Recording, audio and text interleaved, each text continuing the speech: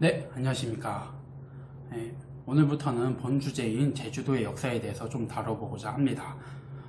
오늘은 그 중에서도 고대 제주도는 어떤 나라였을까라는 점을 가지고 이야기를 나눠보려고 하는데요. 고대 제주도에 대한 기록은 거의 소략해가지고 남아있는 게 없어요. 그나마 중국 사서랑 삼국사기 그리고 그 고려까지의 그런 기록들이 있고요.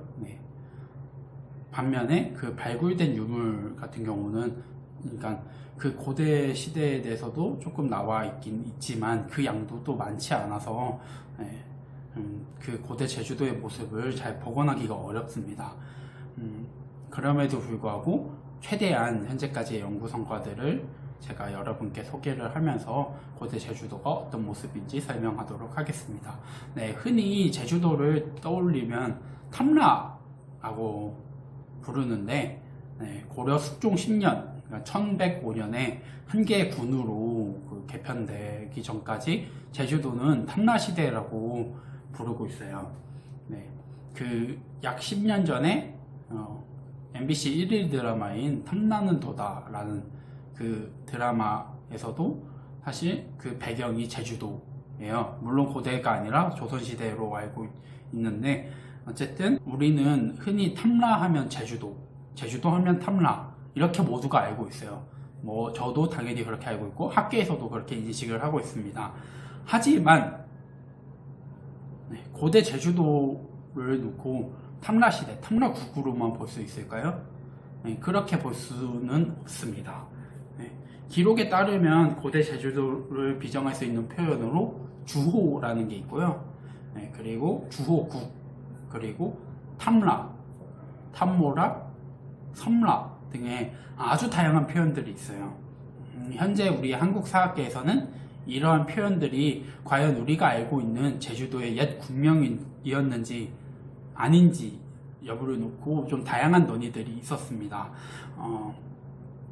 그리고 또 이런 표현들이 같은 시대에만 나타나는 게 아니라 다양하게 좀 고대 기원후 1세기부터 고려시대 이전까지 좀 다양한 표현들이 나오고 있습니다. 이 표현들이 얼마나 제주도와 관련이 있는 것인지, 그리고 과연 고대 제주도가 언제부터 역사시대에 접어들었는지에 대해서 이야기를 해보고자 합니다. 우선 본론에 들어가기 앞서서 여러분께 간단히 역사학에서 역사시대와 선사시대를 구분하는 가장 중요한 기준에 대해서 설명을 해드릴게요. 그 가장 중요한 기준은 문자의 사용 여부입니다. 문자를 사용하지 않는 시대를 사실은 선사시대라고 보고 있고요. 또 문자를 사용하기 시작한 이후의 시대를 역사시대로 흔히 구분을 해볼 수가 있어요. 근데 이 문자의 사용이 꼭 어떤 서적이 있거나 어떤 글귀들이 있거나 이게 아니라 예를 들어서 문자가 들어간 화폐의 사용, 그리고 또 문자가 새겨진 작은 비석 혹은 그릇 같은 데에 문자가 들어가 있거나 흔히 이런 것들이 발견되는 그런 시대는 역사시대로 구분해 볼 수 있습니다. 쉽게 설명하면 이런 내용들이고요. 이런 점을 고려해 봤을 때 제주도 역사의 시작은 기원후 1세기 경부터로 볼 수가 있어요. 이 시기 즈음으로 추정되는 여러 유적지에서 중국식 화폐, 그러니까 흔히 오수전 같은 화폐들이 조금이나마 출토가 되고 있고, 또 이게 제주도와 그 한반도 그리고 중국 간의 상호 교역이 있었다라는 점을 좀 보여주는 사례인데요. 그래서 이번 주제별 영상에서 좀 다루고 싶은 시기는 기원후 1세기부터 6세기 이전 시기까지를 좀 다뤄보고자 합니다. 6세기 이후의 시대는 흔히 우리가 탐라시대로 알고 있는 그 시대가 맞고요. 실제로 이 탐라시대는 고려까지 좀 이어졌던 그런 시대라서 사실 이 점은 좀 이번 주제와는 조금 거리가 있는 것 같아서 재배를 해봤습니다.